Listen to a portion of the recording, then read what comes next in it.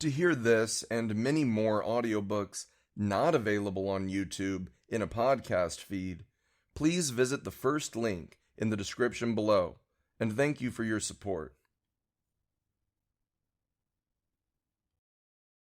The Governance of China, Volume 4, by Xi Jinping. Foreign Languages Press, First Edition, 2022. Publisher's Note. Since the 18th National Congress of the Communist Party of China, CPC, in 2012, China's communists, with Xi Jinping as their chief representative, have continued to adapt the basic tenets of Marxism to China's realities and to its traditional culture. As a result, Xi Jinping thought on socialism with Chinese characteristics for a new era has been developed. It represents Marxism applied to contemporary China and the 21st century.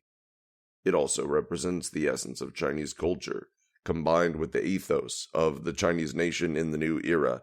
It marks a new step forward in adapting Marxism to the Chinese context. At the 6th plenary session of the 19th CPC Central Committee in 2021, it was emphasized that the two affirmations of Xi Jinping's core position on the party's Central Committee and in the party as a whole, and of the guiding role of Xi Jinping thought on socialism with Chinese characteristics for a new era, reflect the common aspirations of the whole party, the military, and all the Chinese people, and that they are of great significance to the future of the party and the country in the new era, and to the rejuvenation of the Chinese nation.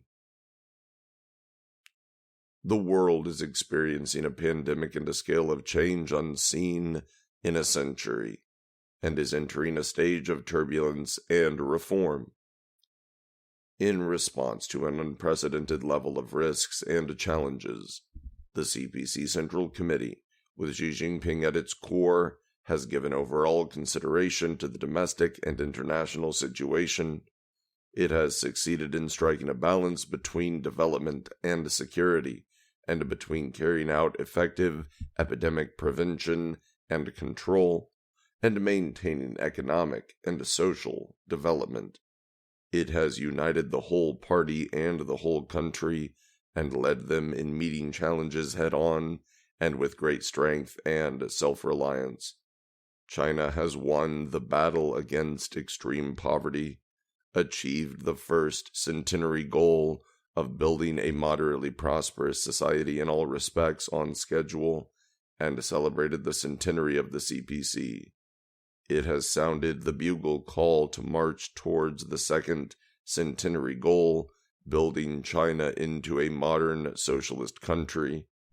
It will deliver new and greater achievements with flying colors on the journey to national rejuvenation. Xi Jinping has led the party and the people in the effort to respond to changes and open up new prospects by freeing the mind, seeking truth from facts, maintaining the right political orientation, breaking new ground, and making a penetrating analysis and acute assessment of major theoretical and practical issues concerning the development of the party and the country in the new era. Employing originality in vision and a full range of ideas and strategies, he has provided answers to questions concerning the present and future of China and its people and the wider world. The first 3 volumes of Xi Jinping, The Governance of China, have played an important role in explaining the party's innovative theories, in inspiring people to work harder, and in presenting China to the rest of the world. They have thereby opened a window for the international community to better understand China. The Publicity Department of the CPC Central Committee and the State Council Information Office, with the support of the Research Institute of Party History and Literature of the CPC Central Committee and China International Publishing Group have compiled a fourth volume of Xi Jinping, The Governance of China.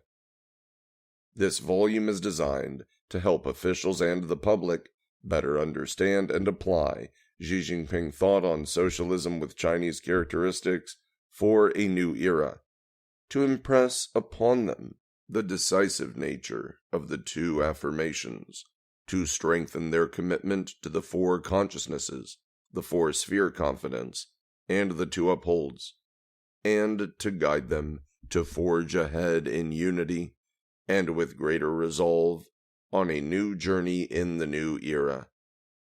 It is also intended that this volume will keep the international community abreast of the latest developments in President Xi's thoughts, give them a better understanding of how the Chinese people have succeeded under CPC leadership and how they will continue to succeed in the future, and explain the development path that China has chosen and its approach to and theory of governance.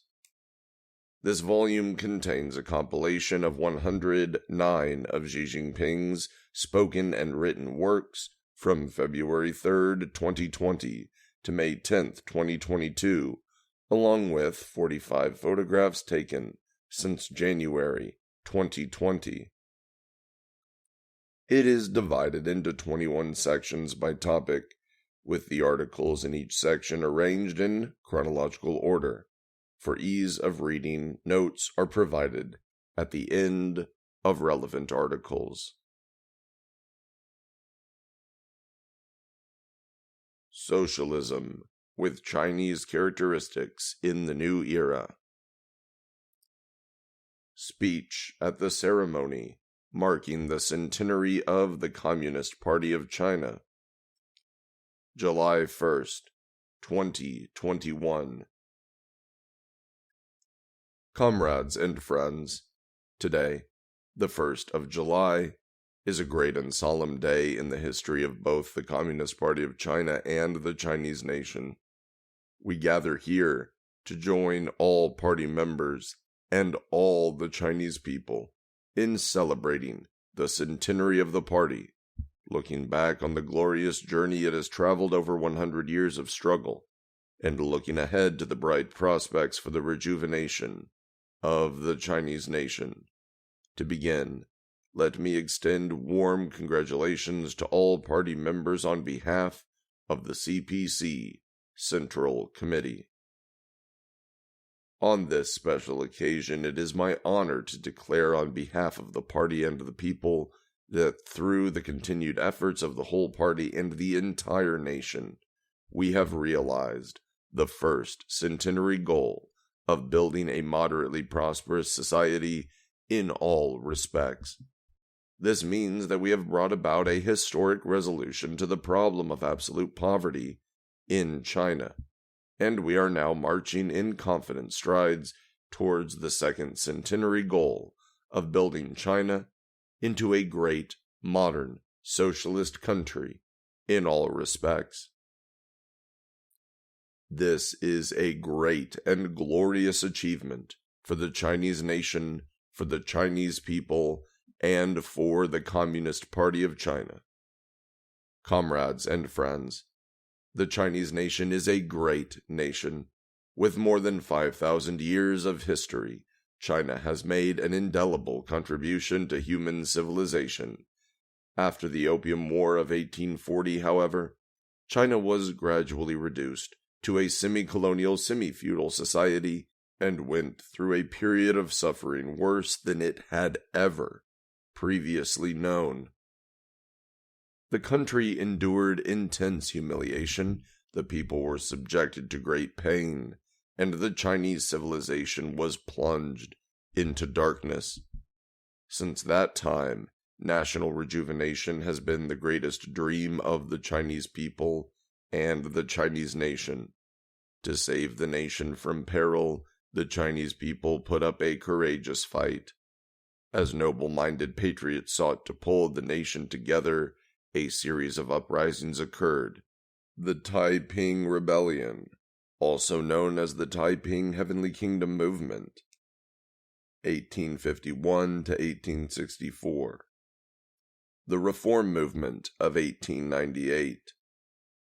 The Boxer Uprising, also known as the Yi He Tuan Movement, 1899 to 1900, and the Revolution of 1911, and a variety of plans were devised to ensure national survival, but all of these ended in failure. China was in urgent need of new ideas to lead the movement to save the nation, and a new organization to rally revolutionary forces. With the salvos of Russia's October Revolution in 1917, Marxism-Leninism was brought to China. Then, in 1921, as the Chinese people and the Chinese nation were undergoing a great awakening, and Marxism-Leninism was becoming an essential component of the Chinese workers' movement, the Communist Party of China was born. The founding of a Communist Party in China was an epoch-making event which profoundly changed the course of Chinese history in modern times, transformed the future of the Chinese people and nation, and altered the global landscape. Since the very day of its founding, the party has made seeking happiness for the Chinese people and rejuvenation for the Chinese nation its aspiration and mission. All the struggle, sacrifice, and creation through which the party has united and led the Chinese people over the past 100 years has been tied together by one ultimate goal: bringing about the rejuvenation of the Chinese nation. To realize national rejuvenation, the party united the Chinese people and led them in fighting bloody battles. With unyielding determination, we achieved great success in the new democratic revolution, 1919 to 1949. Through the Northern Expedition, 1926 to 1928, the Agrarian Revolutionary War, 1927 to 1937, the War of Resistance against Japanese Aggression, 1931 to 1945, and the War of Liberation, 1946 to 1950, we fought armed counter-revolution with armed revolution, toppling the three mountains of imperialism, feudalism, and bureaucrat capitalism, and establishing the People's Republic of China, PRC, which made the peoples masters of the country. We thus secured our nation's independence and liberated our people. The victory of the new democratic revolution put an end to China's status as a semi-colonial, semi-feudal society. It brought to an end the total disunity that existed in old China, all the unequal treaties imposed on our country by foreign powers, and all the privileges that imperialist powers enjoyed in China. It created the fundamental social conditions for realizing national rejuvenation. Through tenacious struggle, the party and the Chinese people showed the world that the Chinese people had stood up, and that the day when the Chinese nation could be abused and oppressed by others was gone forever. To realize national rejuvenation, the party united the Chinese people and led them in endeavoring to build a stronger China with a spirit of self-reliance, achieving great success in socialist revolution and construction. By carrying out socialist revolution, we eliminated the exploitative and repressive feudal system that had persisted in China for thousands of years and established socialism as our basic system. In the process of socialist construction, we overcame subversion, sabotage, and armed provocation by imperialist and hegemonic powers, and brought about the most extensive and profound social changes in the history of the Chinese nation. This great transformation of China from a poor, populous, and backward country in the East into a socialist country laid down the fundamental political conditions and the institutional foundations necessary for realizing national rejuvenation. Through tenacious struggle, the party and the Chinese people showed the world that the Chinese people were capable of dismantling the old world and building a new one, that only socialism could save China, and that only socialism could enable China to develop. To realize national rejuvenation, the party united the Chinese people and led them in freeing the mind and forging ahead, achieving great success in reform, opening up, and socialist modernization.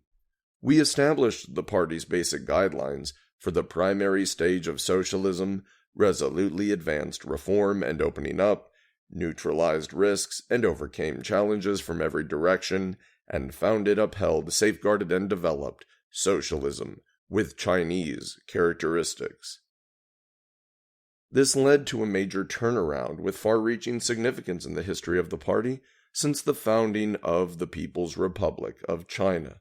This enabled China to transform itself from a highly centralized planned economy to a socialist market economy, brimming with vitality, and from a country that was largely isolated to one that is open to the outside world in every respect. It also enabled China to achieve the historic leap from a country with relatively backward productive forces to the world's second largest economy, and to make the historic transformation of raising the living standards of its people from bare subsistence to an overall level of moderate prosperity, and then ultimately to moderate prosperity in all respects. These achievements fueled the push towards national rejuvenation by providing institutional guarantees imbued with new energy, as well as the material conditions for rapid development.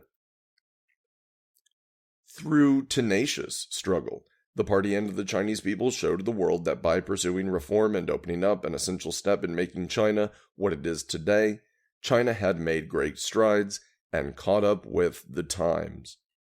To realize national rejuvenation, the party has united the Chinese people and led them in pursuing a great struggle, a great project, a great cause, and a great dream through a spirit of self-confidence, self-reliance, and innovation, achieving great success for socialism with Chinese characteristics in the new era. Following the party's 18th National Congress, socialism with Chinese characteristics entered a new era.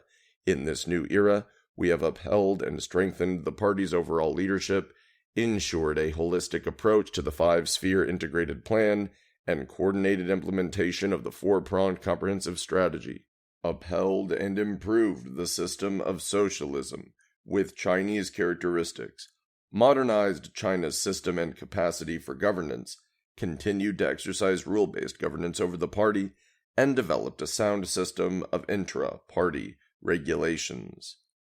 Footnote: the five-sphere integrated plan is China's overall plan for building socialism with Chinese characteristics, that is, to promote coordinated progress in the economic, political, cultural, social, and eco-environmental fields. End of footnote. Footnote: the four-pronged comprehensive strategy is China's strategic plan for building socialism with Chinese characteristics, that is, to make comprehensive moves to achieve moderate prosperity in all respects, to further reform, to advance the rule of law, and to strengthen party self-governance. Now that China has achieved moderate prosperity in all respects, the strategy has been changed to adopting comprehensive measures to build a modern socialist country in all respects, to further reform, to advance the rule of law, and to strengthen party self-governance. End of footnote. Returning to the main text. We have overcome a long list of major risks and challenges, fulfilled the first centenary goal, and defined strategic steps for achieving the second centenary goal. All the historic achievements and changes in the party and the country have provided the cause of national rejuvenation with more robust institutions, stronger material foundations, and a source of inspiration for seizing the initiative. Through tenacious struggle, the party and the Chinese people have shown the world that the Chinese nation has achieved the tremendous transformation from standing up and growing prosperous to becoming strong, and that China's national rejuvenation has become an unstoppable process. Over the past 100 years, The party has united the Chinese people and led them in writing the most magnificent chapter in the millennia-long history of the Chinese nation, embodying the dauntless spirit that Mao Zedong expressed when he wrote, "Our minds grow stronger for the martyr's sacrifice, daring to make the sun and the moon shine in the new sky." Footnote: Mao Zedong, Shaoshan Revisited, Mao Zedong Poems, Chinese edition, Central Party Literature Publishing House, Beijing, 1996, page 110, end of footnote. The great path we have pioneered, the great cause we have undertaken, and the great achievements we have made over the past century will go down in the annals of the Chinese nation and of human civilization. Comrades and friends, 100 years ago, the pioneers of communism in China established the Communist Party of China and developed the great founding spirit of the party, which is comprised of the following principles: upholding truth and ideals, staying true to our original aspiration and founding mission, fighting bravely without fear of death, and remaining loyal to the party and faithful to the people. This spirit is the party's source of strength. Over the past 100 years, the party has carried forward this great founding spirit. Through its protracted struggles, it has developed a long line of inspiring principles for China's communists and tempered a distinct political character. As time moves steadily forward, the spirit of the party has been passed on from generation to generation. We will continue to promote our glorious traditions and sustain our revolutionary legacy, so that the great founding spirit of the party will be passed down from generation to generation and carried forward. Comrades and friends, we owe all that we have achieved over the past 100 years to the concerted efforts of the Chinese communists, the Chinese people, and the Chinese nation. China's communists, with comrades Mao Zedong, Deng Xiaoping, Jiang Zemin, and Hu Jintao as their chief representatives, have made tremendous and historic contributions to the rejuvenation of the Chinese nation. To them we express our deepest respect. Let us take this moment to cherish the memory of comrades Mao Zedong, Zhou Enlai, Liu Shaoqi, Zhu De, Deng Xiaoping, Chen Yun, and other veteran revolutionaries who contributed so much to China's revolution, construction, and reform, and to the founding, consolidation, and development of the Communist Party of China. Let us cherish the memory of the revolutionary martyrs who bravely laid down their lives to establish, defend, and develop the People's Republic. Let us cherish the memory of those who dedicated their lives to reform, opening up, and socialist modernization. Let us cherish the memory of all the men and women who fought tenaciously for national independence and the liberation of the people in modern times. Their great contributions to our country and our nation will be immortalized in the annals of history, and their noble spirit will live on forever in the hearts of the Chinese people. The people are the true heroes, for it is they who write history.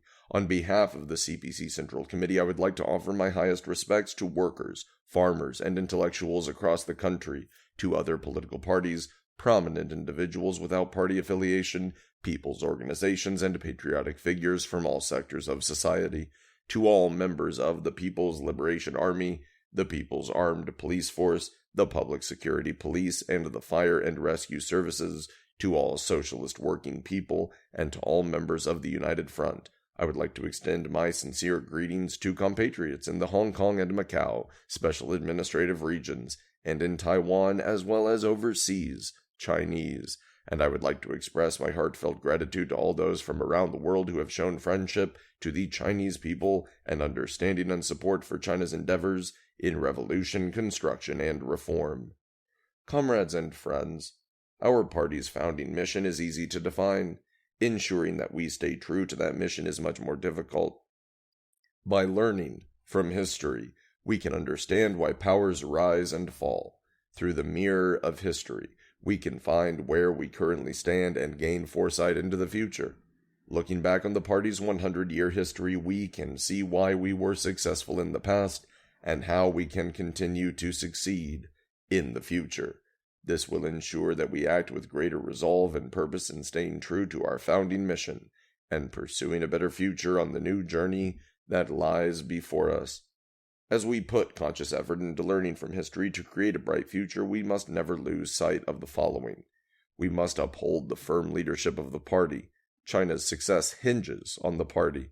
More than 180 years of the history of modern China, a century of party history, and more than 7 decades of the People's Republic of China all provide ample evidence that without the Communist Party of China there would be no new China and no national rejuvenation. The party was chosen by history and the people. The leadership of the party is the defining feature of socialism with Chinese characteristics and constitutes the greatest strength of this system.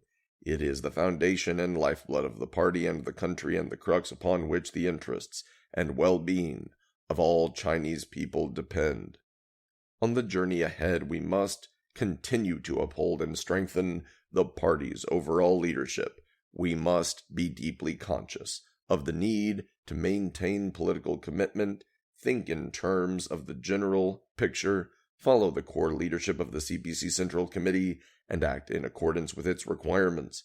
We must remain confident in the path, theory, system, and culture of socialism, with Chinese characteristics. We must uphold the core position of the General Secretary on the Party Central Committee and in the party as a whole, and uphold the authority of the Central Committee and its centralized, unified leadership.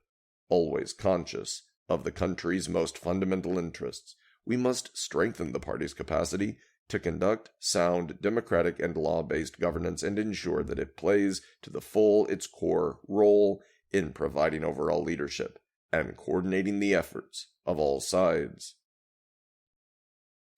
We must unite the Chinese people and lead them in working ceaselessly for a better life. The country is the people, and the people are the country. As we have fought to establish and consolidate our leadership over the country, we have in fact been fighting to earn and keep the people's support. In the people, the party has its roots, its lifeblood, and its source of strength. The party has always represented the fundamental interests of all Chinese people. It stands with them in the best and the hardest of times, and shares a common destiny with them. The party has no special interests of its own. It has never represented any individual interest group, power group, or privileged stratum. Any attempt to divide the party from the Chinese people or to set the people against the party is bound to fail. More than 95 million party members and more than 1.4 billion Chinese people will never allow such a thing to come to pass. On the journey ahead, we must rely closely on the people to create history, upholding the party's fundamental purpose of wholeheartedly serving the people. We will stand firmly with the people, implement the party's mass line, respect the people's creativity, and practice a people-centered philosophy of development. We will develop whole process people's democracy, safeguard social fairness and justice, and resolve the imbalances and insufficiencies in development and the most pressing difficulties and problems of greatest concern to the people. In doing so, we will make more notable and substantive progress towards achieving well-rounded human development and common prosperity for all. We must continue to adapt Marxism to the Chinese context. Marxism is the fundamental ideology upon which our party and country are founded. It is the very soul of our party and the banner under which it strives. The Communist Party of China upholds the basic tenets of Marxism and the principle of seeking truth from facts. Taking into consideration China's realities and the general trends in the world, and through a process of painstaking experiments, we have succeeded in adapting Marxism to the Chinese context and the needs of our times in guiding the Chinese people as we advance our great social transformation. At the fundamental level, the capability of our party and the strengths of socialism with Chinese characteristics are attributable to the fact that Marxism works. On the journey ahead, we must continue to uphold Marxism-Leninism, Mao Zedong thought, Deng Xiaoping theory, the theory of three represents, and the scientific outlook on development, and fully implement the thought on socialism with Chinese characteristics for a new era.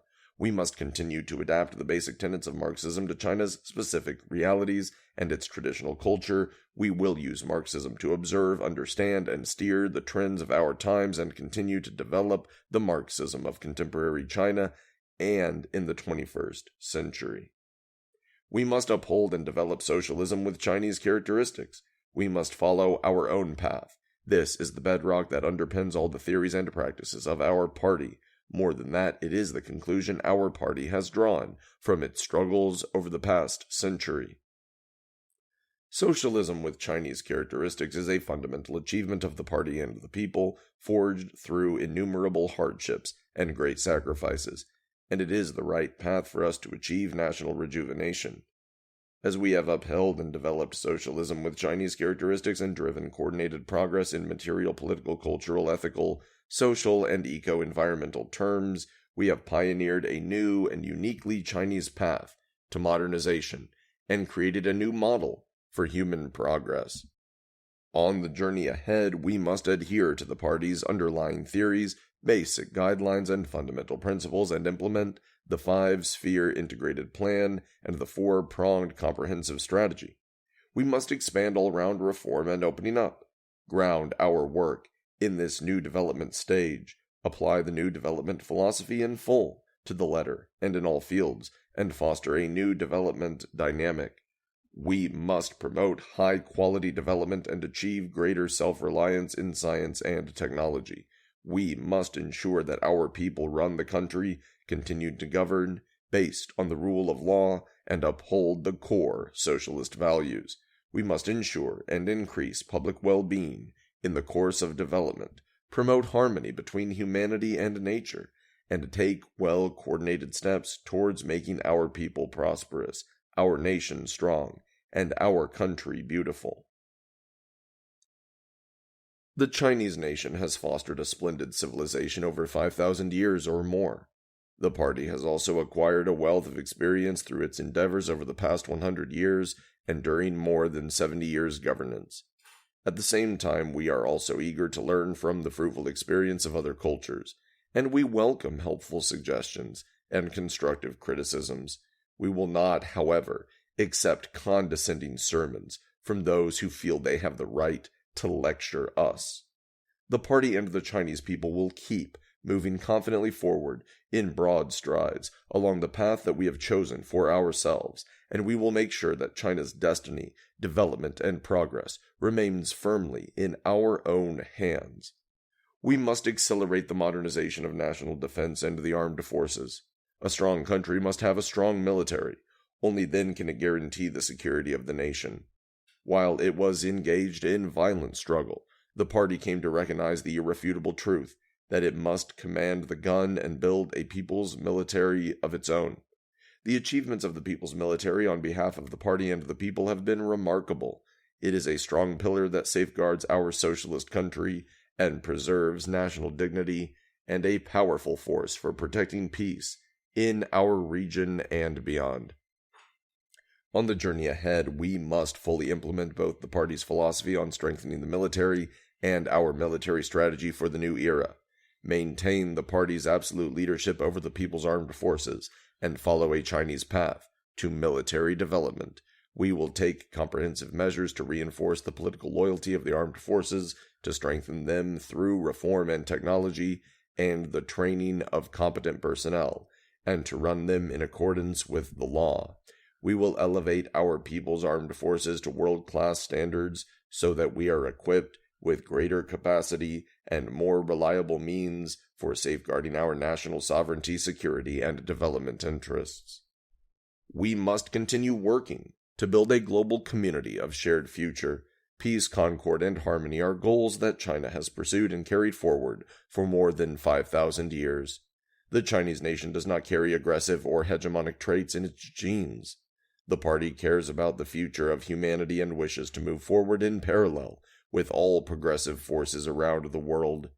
China has always worked to safeguard world peace, contribute to global development, and preserve international order. On the journey ahead, we will remain committed to promoting peace, development, cooperation, and mutual benefit, to an independent foreign policy of peace, and to the path of peaceful development. We will work to build a new model of international relations and a global community of shared future, promote the high-quality development of the Belt and Road Initiative through joint efforts, and use China's new achievements to provide the world with new opportunities. The party will continue to work with all peace-loving countries and people to promote the shared human values of peace, development, fairness, justice, democracy, and freedom. We will continue to champion cooperation over confrontation, to open up rather than closing our doors, and to focus on mutual benefits rather than zero-sum games. We will oppose hegemony and power politics, and strive to keep the wheels of history rolling towards bright horizons. We Chinese are a people who uphold justice and are not intimidated by threats of force. As a nation, we have a strong sense of pride and confidence. We have never abused, oppressed, or subjugated the people of any other country, and we never will. By the same token, we will never allow any foreign force to abuse, oppress, or subjugate us. Anyone who would attempt to do so will find themselves on a collision course with a great wall of steel forged by over 1.4 billion Chinese people. We must carry out the great historic struggle with many new features. Having the courage to fight and the fortitude to win is what has made our party invincible. Realizing our great dream will require hard work and perseverance. Today, we are closer than ever before to the goal of national rejuvenation and more confident and more capable of making it a reality, but we must be prepared to work harder than ever to get there. On the journey ahead, we must maintain stronger vigilance and always be prepared for potential danger, even in times of calm. We must adopt a holistic approach to national security that balances development and security imperatives and implement the national rejuvenation strategy within a wider context of the unprecedented changes taking place in the world. We need to acquire a full understanding of the demands that changes and challenges in Chinese society impose upon us, and the new issues and problems stemming from a complex international environment.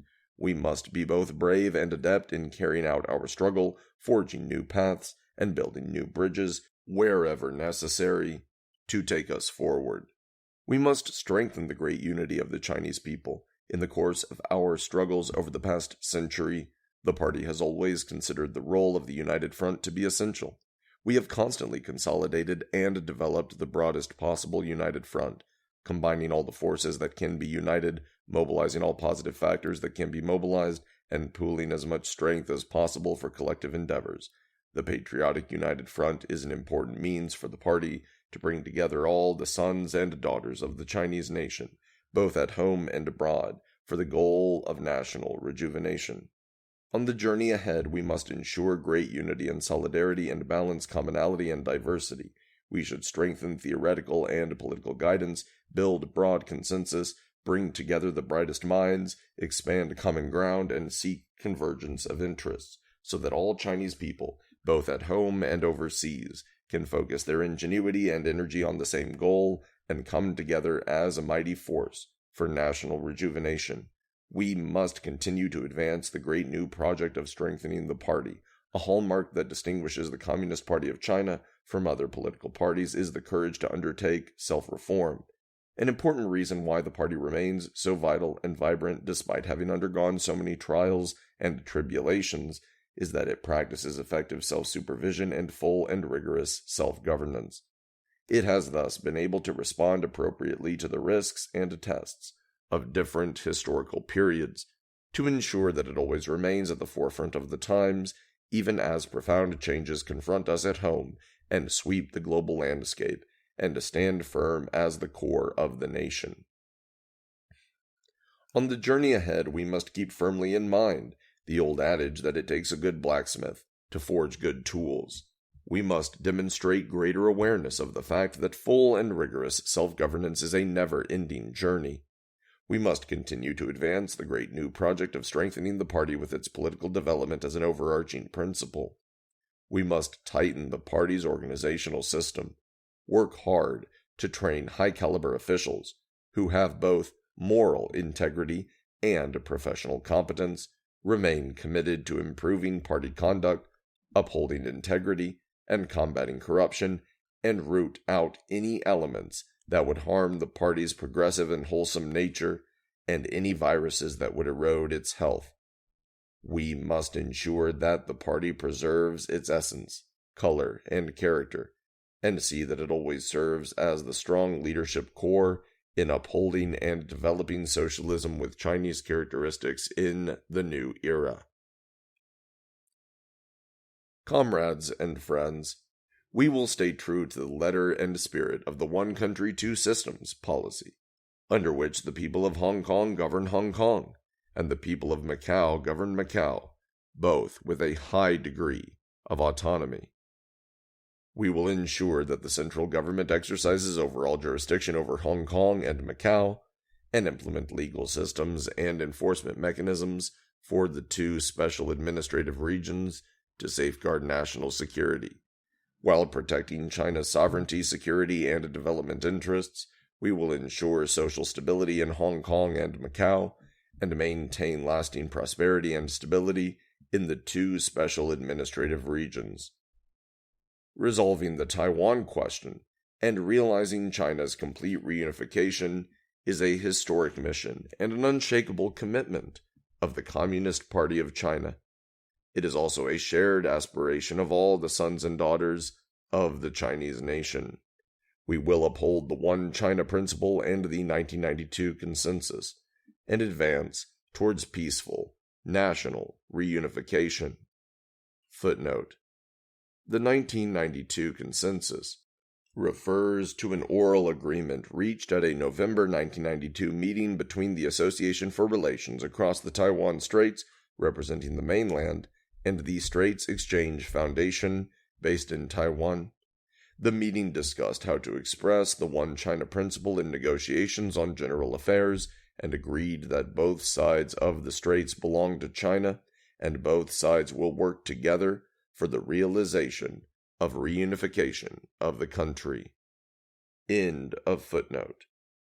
All of us, compatriots on both sides of the Taiwan Straits, must come together and move forward in unison. We must take resolute action to utterly defeat any move towards Taiwan independence, and work together to create a bright future for national rejuvenation. No one should underestimate the resolve, the will, and the ability of the Chinese people to defend their national sovereignty and territorial integrity. Comrades and friends, the future belongs to the young, and our hopes also rest with them. A century ago, a group of young progressives held aloft the torch of Marxism and searched assiduously in those dark years for ways to rejuvenate the Chinese nation. Since then, under the banner of the Communist Party of China, generation after generation of young Chinese have devoted their youth to the cause of the party and the people, and remained in the vanguard of the drive to rejuvenate the nation. In the new era, our young people should make it their mission to contribute to national rejuvenation and aspire to greater pride, confidence, and assurance in their identity as Chinese, so that they can live up to the promise of their youth and the expectations of our times, our party, and our people.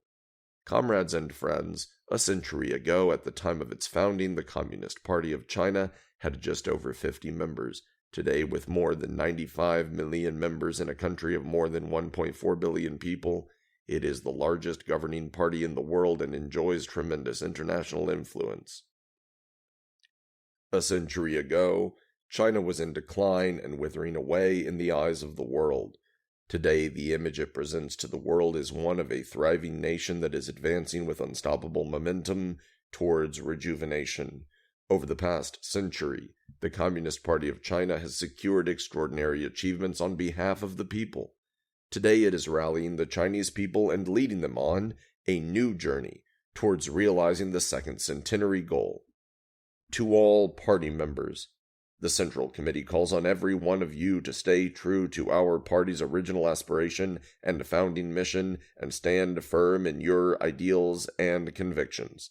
Acting on the aims of the party, you should always maintain close ties with the people, empathize and work with them, stand with them through good times and testing times, and continue working tirelessly to realize their aspirations for a better life and to bring still greater glory to the party and the people. Comrades and friends, today, 100 years on from its founding, the Communist Party of China is still in its prime, and remains as determined as ever to achieve lasting greatness for the Chinese nation. Looking back on the path we have traveled and forward to the journey that lies ahead, it is certain that with the firm leadership of the party and the great unity of all the Chinese people, we will achieve the goal of building a great modern socialist country in all respects and fulfill the Chinese dream of national rejuvenation.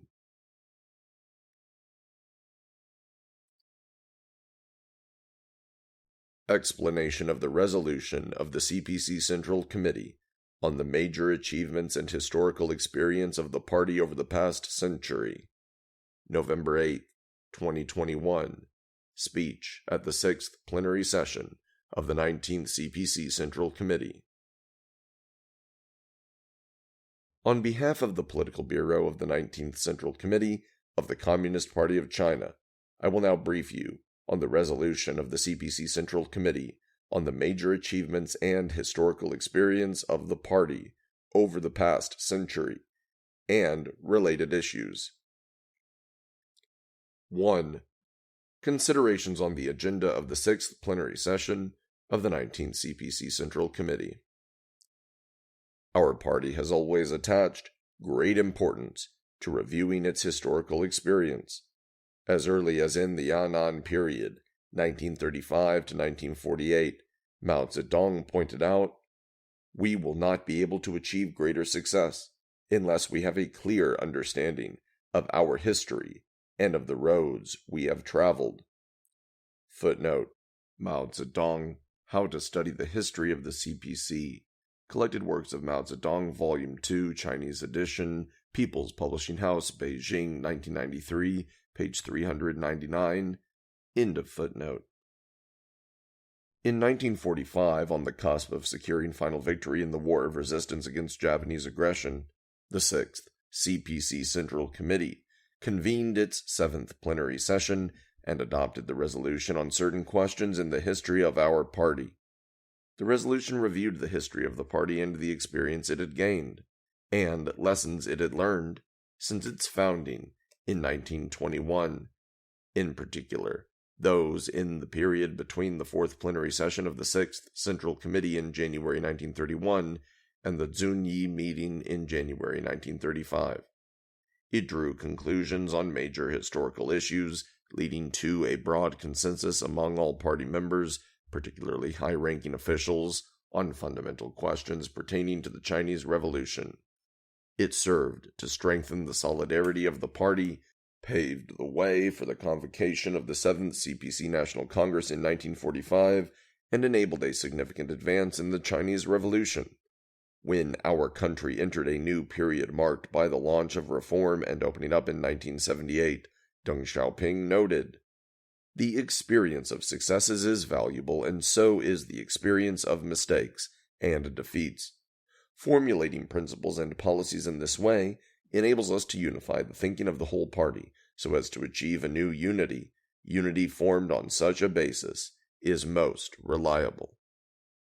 Footnote: Deng Xiaoping, Reform and Opening to the Outside World Can Truly Invigorate China. Selected Works of Deng Xiaoping, Volume 3, English edition, Foreign Languages Press, Beijing, 1994, page 232. End of footnote. In 1981, at its 6th plenary session, the 11th Central Committee adopted the resolution on certain questions in the history of our party since the founding of the People's Republic of China. The resolution reviewed our party's history in the period before the founding of the People's Republic in 1949 and summarized the experience it had gained in the course of socialist revolution and construction, 1949 to 1978. The resolution evaluated certain major events and important figures. In particular, it gave a proper appraisal of Mao Zedong and Mao Zedong thought. It drew a clear distinction between right and wrong and corrected the erroneous leftist and rightist viewpoints existing at the time. Through the resolution, the party came to a clear consensus and was more united than ever in support of a forward-looking approach. All this provided a strong impetus for reform, opening up, and socialist modernization. 76 years have passed since the adoption of the party's first resolution on historical issues, and 40 years since the second. The past 4 decades have witnessed tremendous progress in the country and tremendous advances in the party's theory and practice. We have now arrived at a new historic milestone. As we look back and set our sights on the future, we have a need for an objective review of our party's major achievements and historical experience over the past century, especially those in the 40-plus years of reform and opening up, and these subjective conditions are right. The party's central leadership considers it important in both a practical and historical sense to have a comprehensive review of the major achievements and historical experience of the party over the past century as we celebrate its centenary and the fulfillment of the first centenary goal of building a moderately prosperous society in all respects by 2021, and move on towards the second centenary goal of building China into a great modern socialist country by 2049. This review will help build a broader consensus and stronger unity in will and action among all members, rally all the Chinese people, and lead them to new successes in building socialism with Chinese characteristics in the new era. The central leadership understands that there are many issues that merit our careful study, as our party has gone through an extraordinary journey over the past century, covering a long period of time and a wide range of fields. As a general requirement, we need to review our history and understand the underlying dynamics of its development so as to prepare for the future with greater confidence. To this end, we need to relive the glories of the party and appreciate how it has succeeded in rallying the Chinese people and leading them to so many magnificent achievements. We need to take stock of the invaluable experience the party has gained in carrying out revolution, construction, and reform, and summarize the theories and practices that have proved successful in advancing the cause of the party and the country since the 18th CPC National Congress in 2012. To put it more clearly, we need to revisit the party's century-long history of leading the people in carrying out revolution, construction, and reform. We need to review the party's great historical course of achieving one victory after another, and the successes it has achieved in the interests of the country and the nation. We need to revisit the party's century-long history in which it has advanced Marxism in the Chinese context by adapting the basic tenets of Marxism to China's realities and traditional culture, and we need to gain a deeper understanding of the party's innovative theories for the new era. We need to revisit the party's century-long history, in which the party has maintained unity and upheld the authority of the Central Committee and its centralized unified leadership. We need to appreciate the significance of reinforcing the party's political foundations, which is a distinctive feature and political strength of a Marxist party such as ours. We need to revisit the party's century-long journey in pursuit of happiness for the Chinese people and rejuvenation of the Chinese nation. We must always bear in mind that the party and the people are inextricably connected and rise and fall together. Only with that understanding can we party members better devote ourselves to the well-being of the people and rely on them in our endeavors. We need to revisit the party's century-long journey in which it has grown stronger through self-improvement and self-reform. We must never falter in exercising full and rigorous self-governance of the party, and we must see this as an ongoing endeavor in order to make sure that the party always remains a strong leadership core in the endeavor to uphold and develop Chinese socialism in the new era. We need to reflect on the past in order to understand historical patterns and trends, to be able to take timely actions in advancing the cause of the party and the country in the new era, and to build greater courage and strength in order to keep to our set goals and stride ahead with pride and confidence. The central leadership considers it essential to follow the methodology of dialectical and historical materialism in the review of the party's major achievements and its experience over the past century. We need to look at the party's history in the context of the times and all relevant events, and from an objective and developmental perspective. We need to look at the party's history rationally and from a broad perspective, so as to accurately identify the underlying trends and defining features of the CPC's evolution. We need to put in perspective the mistakes our party made and setbacks it encountered on its way forward. we should draw experience from our successes and learn lessons from our mistakes so as to achieve new victories. We need to be resolute in setting things straight, taking a clear-cut stance against historical nihilism, strengthening ideological guidance and theoretical analysis, and clearing up confusion and misunderstandings over some major questions in the party's history.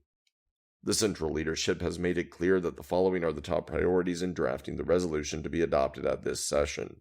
First, the resolution must focus on the party's major achievements and experience over the past century. Our party has already produced 2 resolutions on historical issues, settling controversies on major issues in party history in the period from its founding to the early stage of reform and opening up.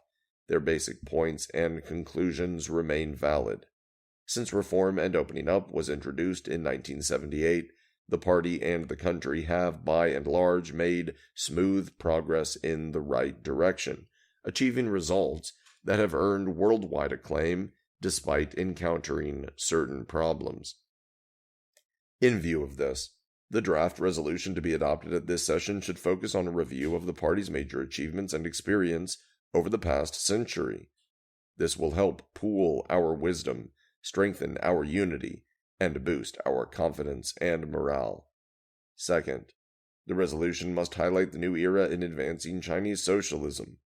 This resolution should place emphasis on the new era, mainly reviewing the historic achievements and shifts in the cause of the party and the country, and the latest experience that the party has gained during this period. This is because the 2 previous resolutions on historical issues were devoted to party history during 3 earlier phases: the period of the new democratic revolution, the period of socialist revolution and construction, and the period between the 3rd plenary session of the 11th CPC Central Committee in 1978 and its 6th plenary session in 1981. Concerning the achievements and experience gained during the new period of reform opening up and socialist modernization, the Central Committee has already conducted thorough reviews on the occasions of the 20th and 30th anniversaries of the 3rd plenary session of the 11th CPC Central Committee. I also gave a systematic analysis of this period in my speech at a gathering to celebrate the 40th anniversary of reform and opening up. Therefore, the resolution before us needs to focus on the new era, when we advance socialism with Chinese characteristics, along with a brief summary of party history prior to the 18th CPC National Congress based on existing reviews and conclusions. This will further fortify the confidence of all party members and help them to focus on our current endeavors, forge ahead on the new journey with greater strength of purpose, and contribute even more in the new era. Third, the resolution's appraisal of major events, significant meetings, and important figures must be consistent with the Party Central Committee's existing conclusions. The previous 2 resolutions and a substantial body of important party literature document the major events, meetings, and figures in party history prior to its 18th National Congress and contain well-considered conclusions on historical issues. These points and conclusions are to be upheld in the new resolution. Since 2012, I have spoken about party history and the party's conclusions on historical issues on a number of important occasions, including events marking the 95th anniversary of the founding of the party, the 90th anniversary of the founding of the People's Liberation Army, the 70th anniversary of the founding of the People's Republic of China, and in particular the party's centenary. These statements represent an updated understanding on the part of the Central Committee of the party's century-long history. This updated understanding needs to be reflected in the new resolution. 2. The drafting process. In March this year, the Political Bureau decided that the 6th plenary session of the 19th CPC Central Committee would focus on a comprehensive review of the party's major achievements and historical experience in its century-long history. To this end, a working group was established to draft the document under the auspices of the Standing Committee of the Political Bureau. I am head of this group, and my colleagues Wang Huning and Zhao Leji serve as its deputy heads. The group's membership is composed of other party and state leaders. as well as leading officials from relevant central departments and localities. On April 1st, the Central Committee issued the circular on soliciting opinions on the agenda of the 6th plenary session of the 19th CPC Central Committee, of focusing on a full and systematic review of the major achievements and historical experience of the party in order to seek comments and suggestions from party members and non-party figures as appropriate. From their feedback, we can see unanimous agreement among all localities, departments, and sectors consulted that the decision of the 19th CPC Central Committee to focus its 6th plenary session on a comprehensive review of the party's major achievements and historical experience over the past century is a well-considered one and is of historic and strategic significance. They believe the decision reflects the party's firm resolve to stay true to its original aspiration and founding mission and remain as vibrant as ever. It demonstrates the party's keen understanding of the general trends of history, its strong sense of mission and purpose, and its commitment to advancing the cause of the party and the country. It also embodies the party's broad and far-sighted vision, its willingness to learn from history, and its commitment to remaining firmly grounded in reality while setting its sights on the future. They expressed their unanimous endorsement of the Central Committee's decision to focus the session on a review of the party's major achievements and historical experience over the past century. They have also come up with many constructive comments and suggestions on what issues should be covered in the resolution. They all agree that in its century-long history, the party has united the Chinese people and led them in a continued endeavor to carry out revolution, construction, and reform. They agree that the party and the people have achieved successes that will go down in the annals of the Chinese nation, world socialism, and human society.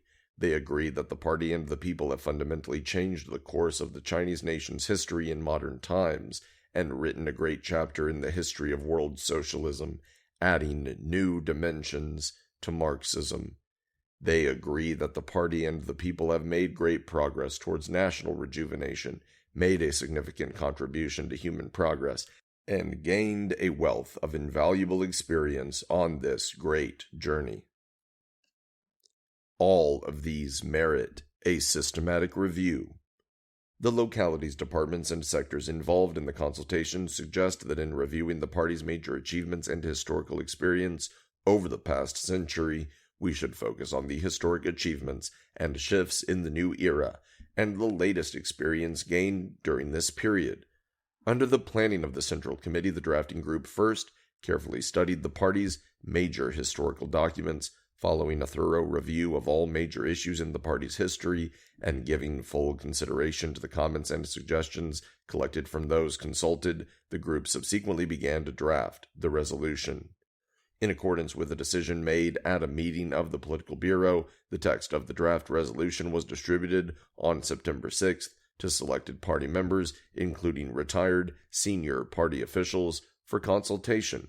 We also sought opinions from the central committees of other political parties and the All-China Federation of Industry and Commerce, and prominent individuals without party affiliation. The feedback we have received provides full endorsement of the text of the draft resolution and its general framework and main content. They all agree that the most salient feature of the document is its focus on facts and its respect for history. They also agree that the document highlights the party's commitment to its original aspiration and founding mission in all its endeavors over the past century.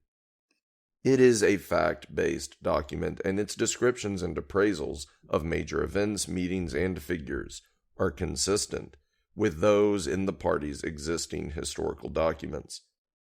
It also demonstrates the Central Committee's updated understanding of party history in the period after the party's 18th National Congress. Under the subheading Historical Significance of the Party's Endeavors over the Past Century, the document provides a comprehensive, in-depth, and systematic summary of the party's historic contribution to China and humanity. Under the subheading Historical Experience of the Party's Endeavors over the Past Century, the document summarizes the party's experience in the past and also highlights its significance for guiding ongoing and future endeavors.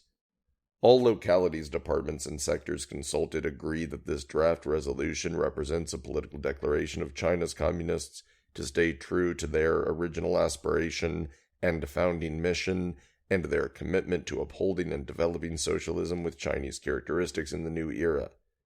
It is a guideline for the party to create a brighter future and achieve national rejuvenation by learning from history. They also agree that the draft resolution is imbued with the same spirit as the two previous resolutions on historical issues, while also reflecting the spirit of the times. It will inspire the whole party to strive harder on the journey ahead. Over the course of soliciting opinions, we received many valuable comments and suggestions from the localities, departments, and sectors consulted. The drafting group analyzed these opinions and suggestions individually and incorporated as many of them as possible. Following multiple discussions and careful consideration, a total of 547 revisions were made to the preliminary draft. The revised draft, therefore, fully reflects the input of those consulted.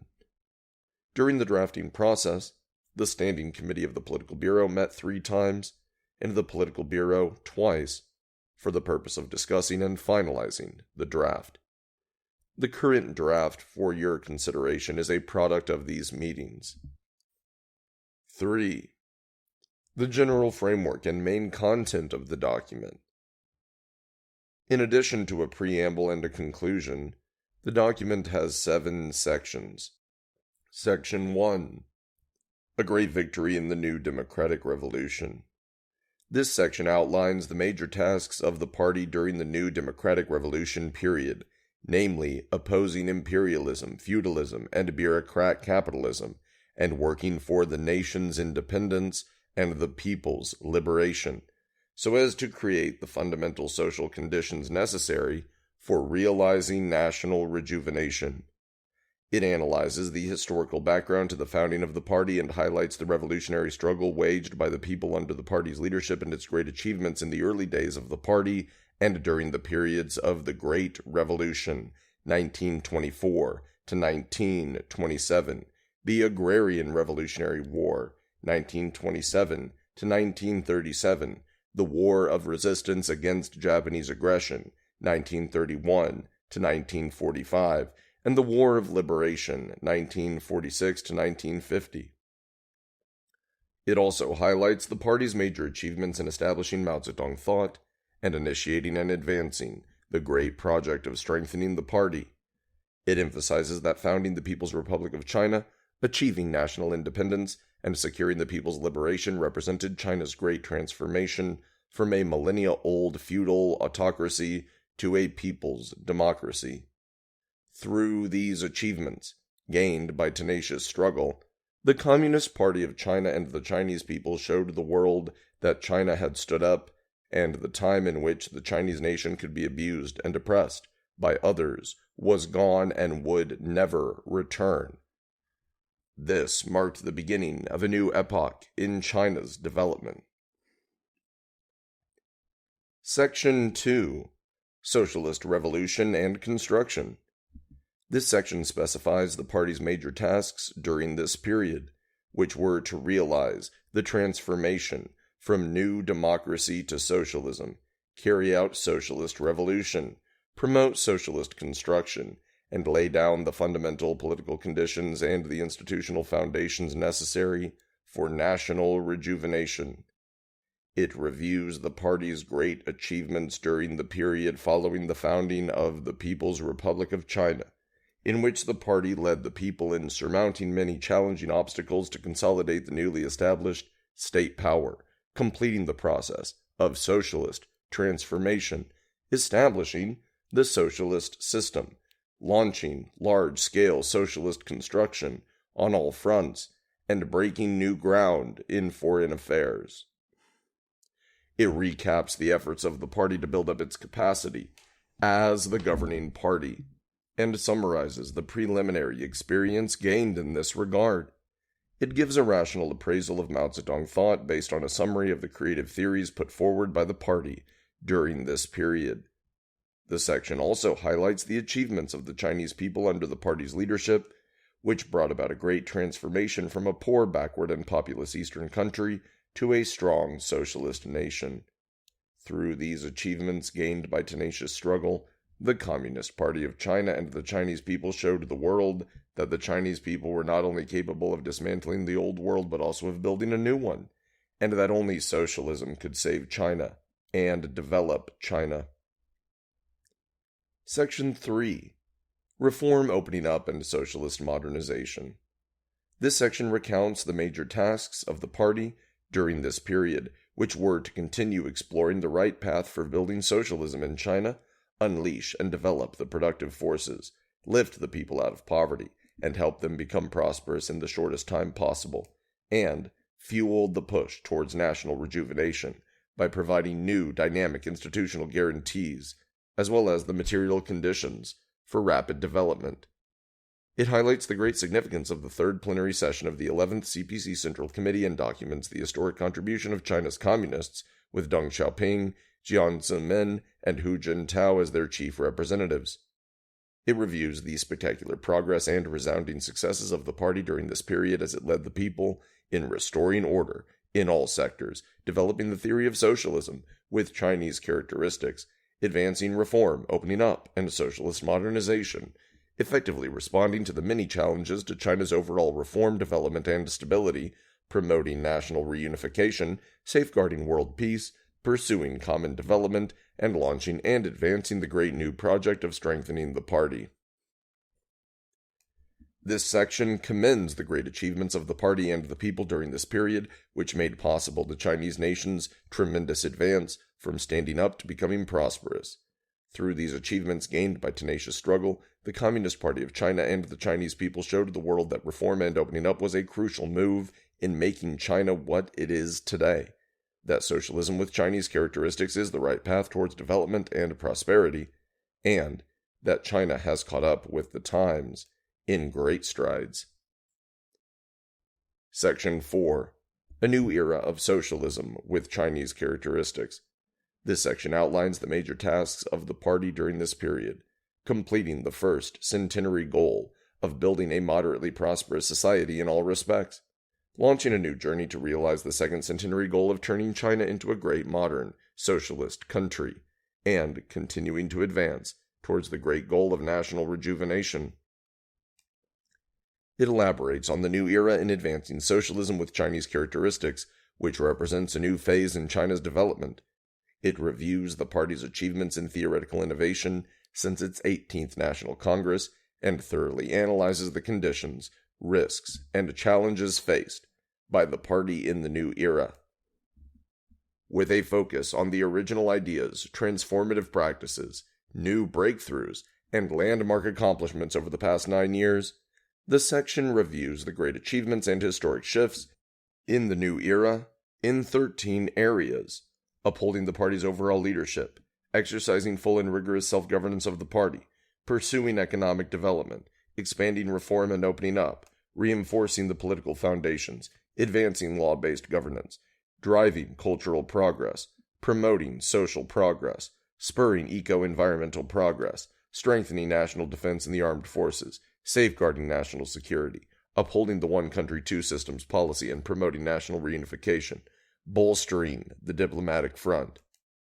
The section emphasizes that the great achievements of the people under the leadership of the party during this period provide better institutional conditions, stronger material foundations, and a source of inspiration for realizing national rejuvenation.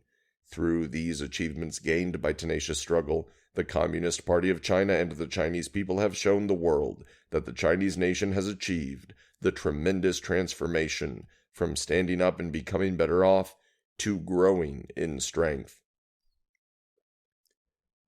Section 5. The historical significance of the party's endeavors over the past century. Based on a thorough review of the party's major achievements over the past century, this section highlights the significance of the party's endeavors from a broad perspective, fundamentally transforming the future of the Chinese people, opening up the right path for achieving rejuvenation of the Chinese nation, demonstrating the vitality of Marxism, exerting a profound influence on the course of world history, making the CPC a forerunner of the times. It spells out the CPC's historic contribution to the Chinese people the Chinese nation, Marxism, human progress, and the development of Marxist political parties. This 5-point summary is rooted in China's experience but represents a vision for the future of humanity.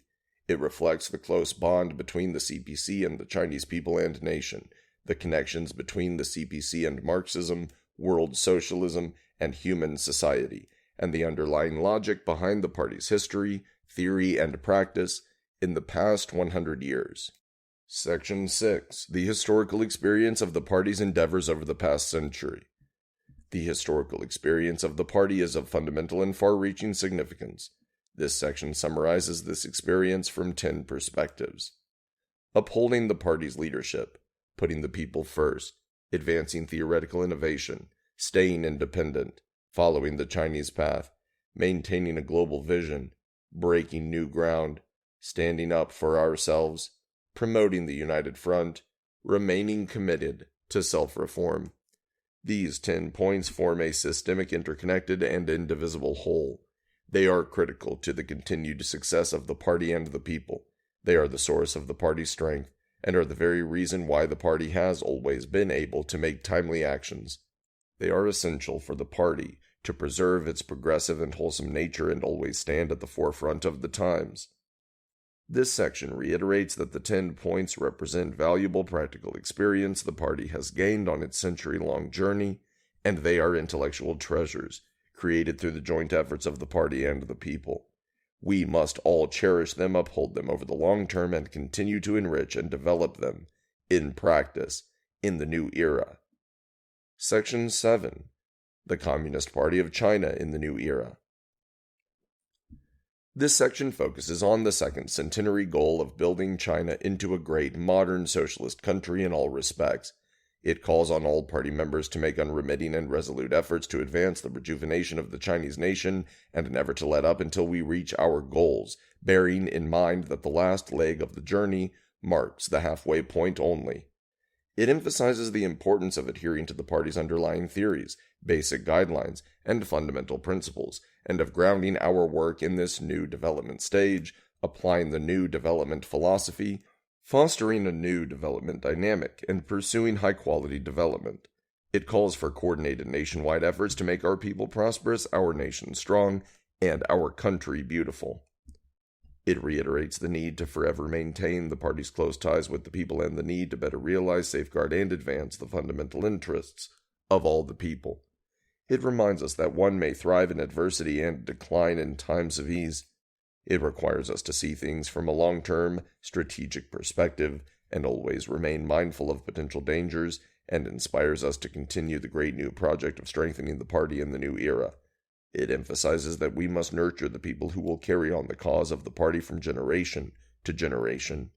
It calls on the whole party, the military, and all our people to bear in mind the glories and hardships of yesterday, rise to the mission of today, and live up to the great dream of tomorrow. It also calls on us to learn from history, work hard, forge ahead for a better future, and make tireless efforts to realize the second centenary goal and the Chinese dream of national rejuvenation. Comrades, the key task of the present session is to review and adopt the resolution. I hope that in doing so you will act in accordance with the requirements of the central leadership and adopt a holistic perspective on the past, the present, and the future of our party. I also hope you will carry out in-depth discussion on the draft resolution, draw on our collective wisdom, and come up with constructive ideas and suggestions. Let us work together to make this session a great success and do our best to improve the draft. Adapt Marxism to China's realities and keep it up to date. January 11th, 2022. Main points of the speech at the opening ceremony of a study session on implementing the decisions of the 6th plenary session of the 19th CPC Central Committee, attended by principal officials at the provincial and ministerial level. The Party Central Committee has organized this study session focusing on the resolution adopted at the 6th plenary session of the 19th CPC Central Committee. The session is designed to help you study the resolution and understand its guiding principles, This will serve as an opportunity to further review, study, and disseminate party history, to better draw on the experience of our party over the past 100 years, and to carry forward the great spirit of our forerunners in creating the CPC. With more confidence in our history, with greater unity and solidarity, and with a renewed fighting spirit, the whole party and all the Chinese people will press ahead firmly and fearlessly towards our second centenary goal.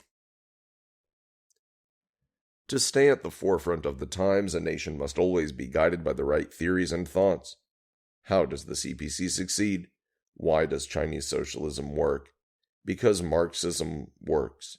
Because Marxism is adapted by the CPC to the Chinese context, kept up to date, and employed to guide our cause.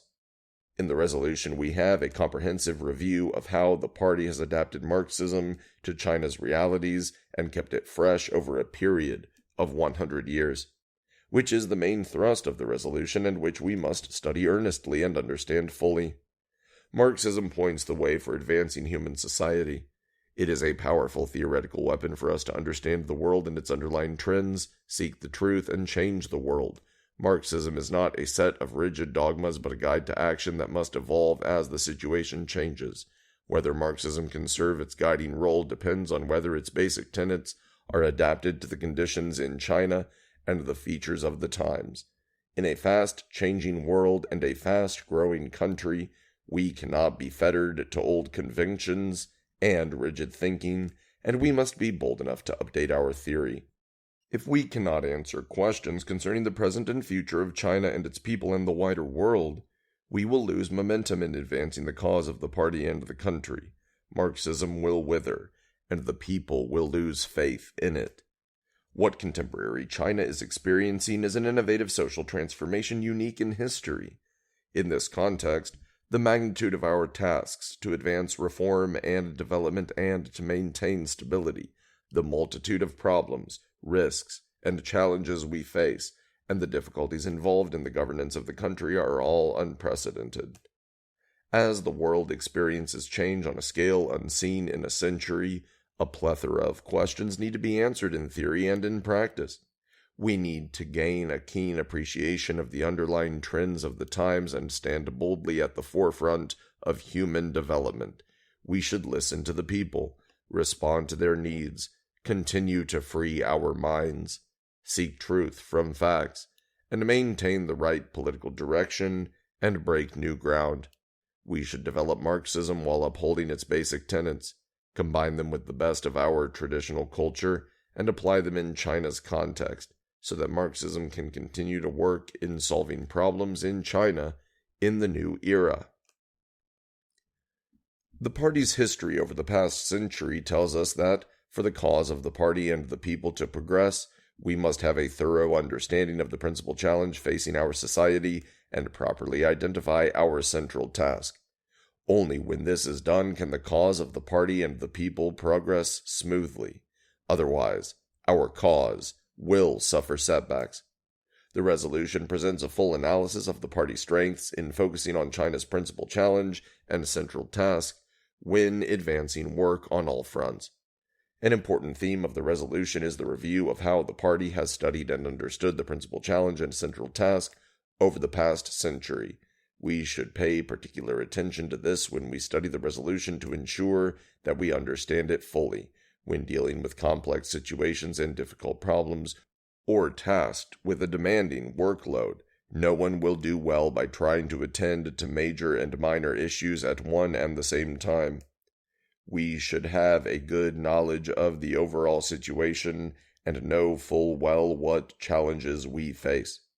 Then we will focus on the principal challenge and the central task, and address the main aspects of the principal challenge first, hence laying the groundwork for the solution of other problems. By making breakthroughs in key areas, we will drive overall economic development and social progress to a new level and come closer to the goal of developing China into a great modern socialist country in all respects. Strategic issues are fundamental to a political party and a country. Accurate judgment and sensible planning help us gain the strategic initiative crucial to the success of the cause of the party and the people. At every critical moment over the past 100 years, the party has responded to crucial issues of historical significance from a strategic perspective, making sound assessments and defining political strategies accordingly. This has ensured our success in dealing with numerous risks and challenges along the way. The resolution summarizes how the party has always attached great importance to strategies and tactics, and how it has conceived sound strategies and tactics in the century since its founding. It is an important part of the resolution that we must study earnestly. We must ensure we understand it fully. Strategic thinking is all about judgment and decision-making. It requires us to take into consideration the overall situation, long-term interests, and underlying trends. Ours is a major political party governing a large country and working for a great cause. We must be able to think strategically and plan accordingly. A sound strategy is to be executed through proper tactics, which are dictated by the former and serve the former. They are in a dialectical relationship, in which the strategy stays consistent while the tactics can be flexible. In planning their work and devising policy measures, local authorities and government departments should make sure that their work plans, arrangements, and policy decisions conform with the party's theories, guidelines, principles, and policies, and they must correct any deviation as soon as it appears. Strategic decisions made by the Party Central Committee must be enforced fully, faithfully, and unconditionally. Over the past 100 years, our party has led the people to victory after victory, and its vigor and vitality have never been diluted by hardships or obstacles.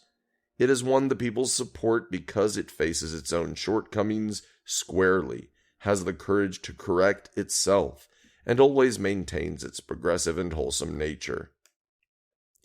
In increasing its creativity, cohesiveness, and capabilities, the CPC has preserved its character as a Marxist political party.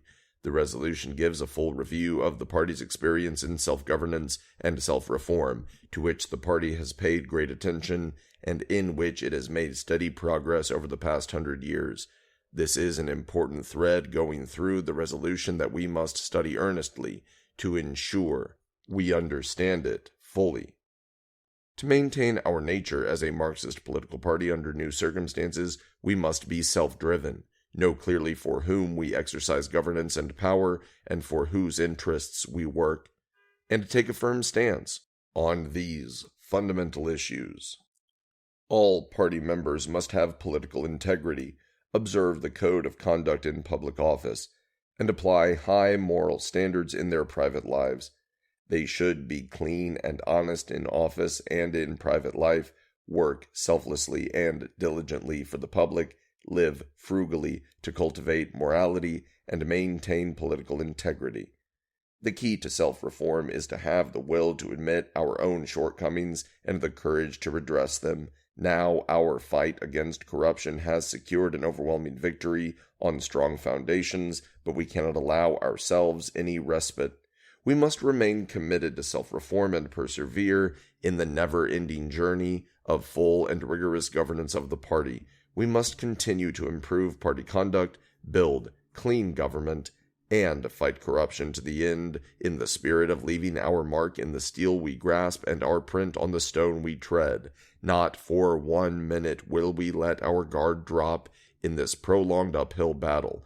There will be zero tolerance for anyone who violates party discipline and the law.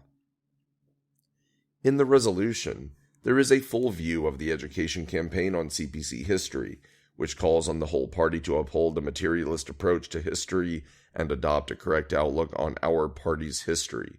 We should learn from our history to know why we succeeded in the past and to see how we can continue to succeed in the future. This will help strengthen our resolve in fulfilling our founding mission and in upholding and developing Chinese socialism in the new era. The education campaign on CPC history is an important political initiative launched at the 6th plenary session of the 19th CPC Central Committee and should be implemented in full. The party's third resolution on its history reflects new perspectives on our understanding. We should pay special attention to them while studying the resolution in order to have a better understanding of the party's achievements and experience over the past 100 years. The education campaign has been a success. We must take stock of the successful experience gained from the campaign and turn it into a regular and institutionalized practice so that the results can be consolidated and extended. The whole party should focus on studying and implementing the guiding principles of the 6th plenary session of the 19th CPC Central Committee, and to drive the education campaign on CPC history to new heights, so as to have a better understanding of our cause, firmer commitment to our ideals, higher standards of integrity, and greater determination to turn what has been gained from studying history into concrete actions. All party members should study party history, reflect on our guiding principles, do solid work, and break new ground. They should arm themselves with the party's new theories and enforce the Central Committee's decisions and plans. We should study the resolution in earnest, so as to understand the party's glorious history, its perseverance in fulfilling its founding mission, the significance and experience of its 100-year struggle, and the importance of building a better future by drawing on history. Through study sessions of the theory study groups in party committees and party leadership groups, officials should take the lead in studying history on a regular basis. We should also leverage training institutions for officials to promote the study of party history. Party history should be made a compulsory course for party schools, academies of governance, and executive leadership academies for every semester. Party history should also be made available as part of school courses on moral and political education for young students to learn in classrooms, so that students can learn sound values and ethics. We should take advantage of our revolutionary heritage, strengthen education on our traditions, and on patriotism to cultivate moral integrity in young people and inspire society to love the party and the country. Through the mechanisms established in the campaign, I do solid work for the people.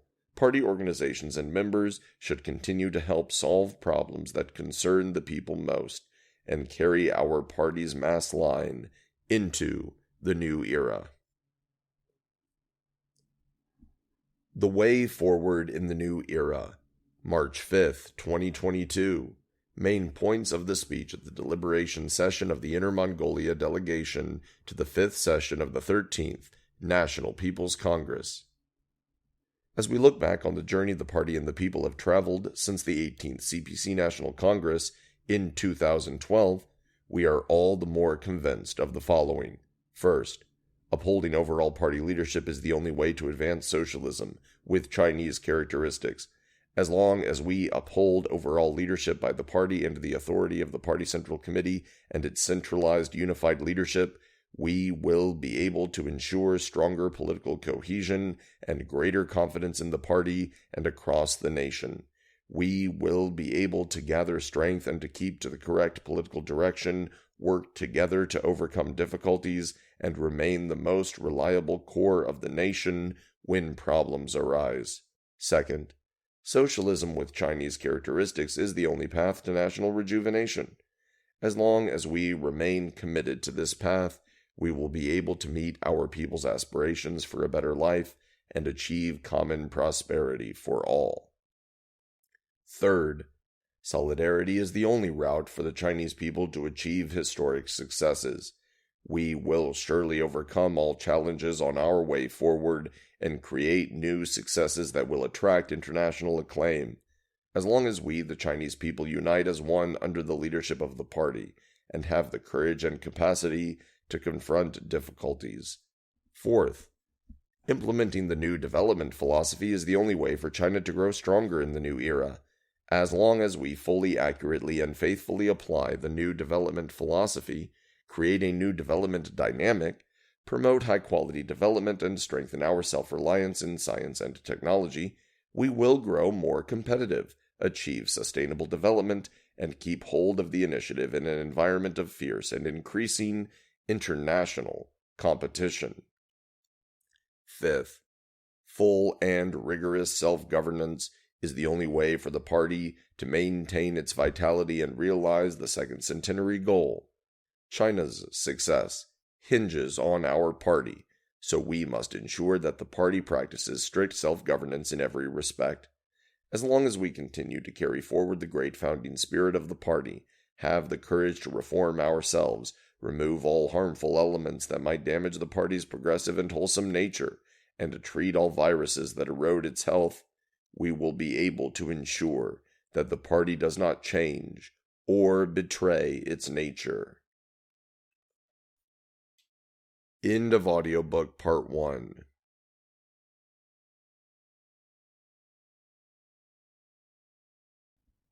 To hear this and many more audiobooks not available on YouTube in a podcast feed, please visit the first link in the description below, and thank you for your support.